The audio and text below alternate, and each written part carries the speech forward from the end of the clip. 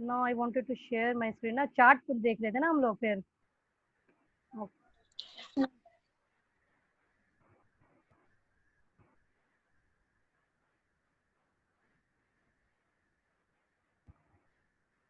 ठीक है, तो वेयर वर वी, वहाँ हम लोग ये डीबी प्राइड पढ़ लिए थे। Now comes on the second classification.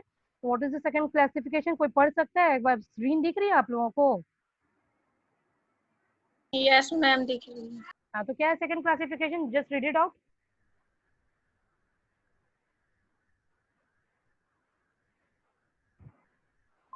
बाइगोनाइट्स। Biguanides है।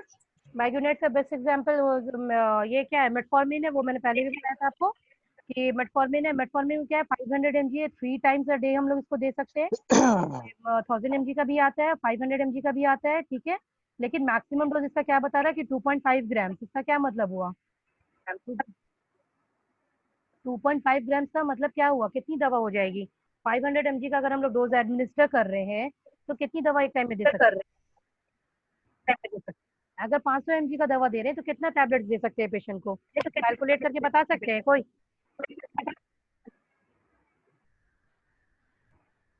5। 5। Very good. मुझे लगा इसमें भी आप लोगों को वो रॉकेट साइंस कुछ अप्लाई करना पड़ेगा। 5 देंगे। अगर 1000 mg का अगर हम लोग टैबलेट दे रहे हैं तो how many tablets we will giving to the patient? Patient को हम लोग कितना टैबलेट दे सकते हैं? 4 4 नहीं, सॉरी 4 नहीं, किसने बोला 4? निखत, सॉरी मैम, 4 कर दीजिए। No ma'am. क्लैप निखत। 2.5 यहाँ पे है ही लिखा हुआ निखत, और 1000 mg का आप दे रहे हैं तो कितनी दवा दीजिएगा आप? कितना टैबलेट दीजिएगा उसको? 2.5। 2.5। वेरी गुड शरद। तो 2 2.5 टैबलेट, समझ गए? तो क्या कर सकते हैं, 2.5 टैबलेट अगर 1000 mg का होगा तो 2.5 टैबलेट से ज्यादा पेशेंट को एक दिन में नहीं देंगे, ठीक है। Okay, no see what are the uses. Hours तो आपको समझ में आ रहा है, 8 to 12 है कि metformin is used in patients with type 2 diabetes मिलिटस, ठीक है, आइदर अलोन और इन कॉम्बिनेशन। जो कल भी हम लोग ने पढ़ा था, metformin is not use in patients with type 1 जो इंसुलिन डिपेंडेंसी होती है उनमें यूज हम लोग नहीं करेंगे। And is contraindicated in patients with hepatic insufficiency and alcoholism. जिसको अल्कोहलिज्म होगा उसको हम लोग ये चीज नहीं देंगे, ठीक है। जिसको शराब पीने की आदत होगी वो चीज हम लोग उनको नहीं देंगे। क्लियर हो गया? And what is saying, lactic acidosis is less common. हाँ बोलो शाफिया।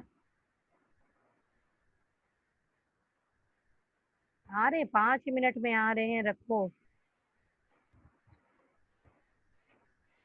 नसी, it comes on the third. ये थर्ड ड्रग क्या है आपको? मेग्लिटिडीन एनालॉग एंड उसमें क्या आता है आपका? रिपग्लिनाइड। रिपग्लिनाइड का क्या है, डेली यूज कितना है था? तो ये सारे मेडिसिन का नाम you don't need to research इतना। जो दवा है और जो क्लासिफिकेशन है वो आपको याद ही करना पड़ेगा। उसमें आप कुछ अंडरस्टैंडिंग वाली बात है नहीं that you need to understand. उसमें कुछ किया नहीं जा सकता है। You need to remember the name of the drugs, ठीक है। डोजेज आपको याद रखनी होगी कि किसका डोज हमको कितना देना है। Now it's 0.5 to 4 mg, 2 divided doses given 15 minutes before breakfast and dinner। तो सुबह में देंगे और शाम में देंगे। डिवाइडेड डोज, अगर 2 डिवाइडेड डोज कर रहे हैं हमेशा, तो ये याद रखिएगा कि हम लोग पेशेंट को या सुबह में देंगे या फिर शाम में देते हैं, ठीक है। जैसे एंटीबायोटिक्स अगर हम लोग डिवाइडेड डोज में देते हैं या 2 डोज में देते हैं, ओडी नहीं दे रहे हैं, ट्वाइस अ डे दे रहे हैं, जिसको हम लोग बीआईडी भी बोलते हैं, तो क्या करते हैं, हर 12-12 घंटे पे ही देते हैं, ठीक है। ऐसा नहीं हो कि आप पेशेंट को बोलिए कि 9 बजे अगर तुम एंटीबायोटिक कोई खाए हो तो उसके बाद फिर शाम में 5 बजे खा लेना, 3 बजे खा लेना, 4 बजे खा लेना, 7 बजे खाना। बेटर है कि आप उनको यही एडवाइस कीजिएगा कि जिस एक टाइम पे पर्टिकुलरली आपने सुबह में खाया है 12 घंटे के अंदर अंदर, उसी टाइम पे आप उस टाइम खाइए, ठीक है। क्लियर हो गया? नॉट लेस देन मिनिमम वो गैपिंग होनी चाहिए 10 आवर्स की, ठीक है। समझ में आ रहा है? इसमें भी वही है, repaglinide can be used in the combination with metformin, less hypoglycemic because of short duration of action. It may be useful in patients with renal impairment or in the elderly. Clear हो गया? Now it is diphenylyl phenylalanine derivative. तो obviously with the नाम, ये नाम से क्या suggest कर रहा है कि ये क्या होगा?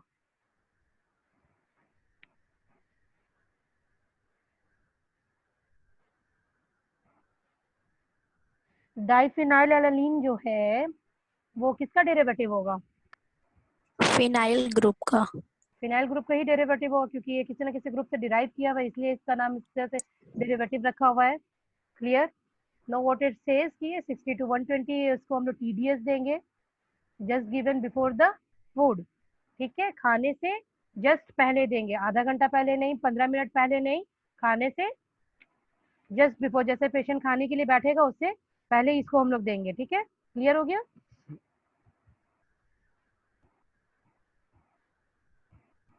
Okay, now what is this TDS? ये जो टीडीएस लिखा हुआ था इसका क्या मतलब हुआ?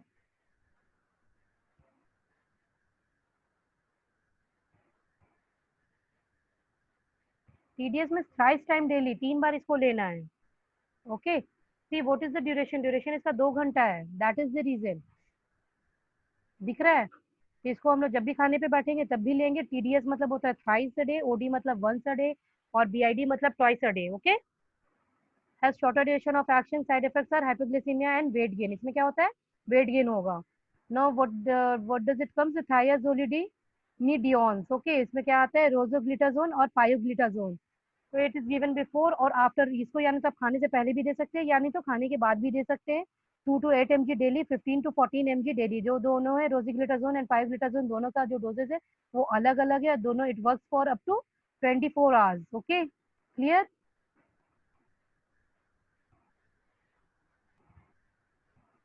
तो सी कॉजेज फ्लूइड रिटेंशन। इसमें क्या क्या होता है कि फ्लूइड रिटेंशन हो सकता है, प्रेसिपिटेशन ऑफ सीसीएफ। सीसीएफ किसको बोलते हैं? कंजेस्टिव कार्डियक फेलियर को हम लोग सीसीएफ बोलते हैं, ठीक है, in short form.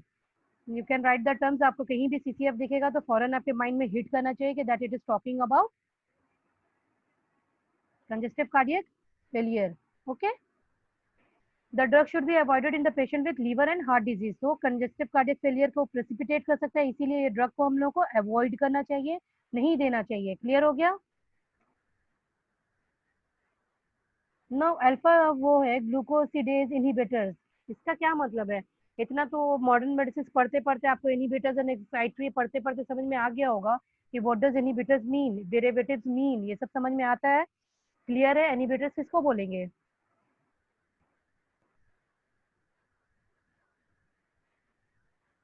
To suppress.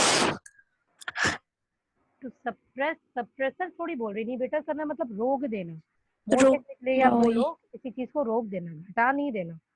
Already जो चीज चल रही है उसको हम लोग रोक देते हैं, ठीक है, that is more technically called inhibitors. Clear? हम इसमें ये नहीं कर रहे कि हाँ ठीक है, जो भी अमाउंट सिक्रीट हो रहा है हम उसको सप्रेस नहीं कर रहे हैं, जो भी अमाउंट सिक्रीट हो रहा है उसको हम लोग इनहिबिट कर दे रहे हैं, रोक दे रहे हैं। Okay, clear? इसका कितना 50 mg बीडी है, gradually increase to 100 mg TDS with food. तो सबसे पहले हम लोग क्या करेंगे, लो डोज में इसको स्टार्ट करेंगे। पहले 50 mg देंगे, बीडी देंगे, सुबह शाम देंगे, और उसके बाद फिर ग्रेजुअली उसको हम लोग धीरे धीरे, जब 10 दिन हो गया, 15 दिन हो जाए, 20 दिन हो जाए, उसके बाद फिर हम लोग उसको 100 mg पे ले आएंगे विद टीडीएस। Okay, clear? और खाने के बाद इसको देंगे, या खाने के साथ देंगे, सॉरी, विद फूड लिखा हुआ है ना, तो खाने के साथ देंगे। Okay, duration of action is 4 hours। कितना ड्यूरेशन है? 4 hours होंगे। Side effects are flatulence, fullness and diarrhoea. Fullness मतलब कि खाने की बहुत ज्यादा ख्वाहिश होगी नहीं, बहुत ज्यादा फुल, पेशेंट को वो लगेगा कि she is full with the, she और he is full with the stomach, तो फुलनेस टाइप की इसको फीलिंग होगी। और डायरिया होगा। डायरिया तो आप लोगों को मालूम है कि किसको बोलते हैं, किस कंडीशन को बोलते हैं?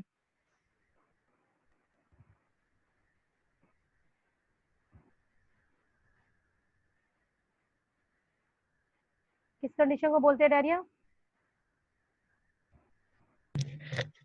वाटरी स्टूल होता है। कितनी बार होना चाहिए वाटरी स्टूल?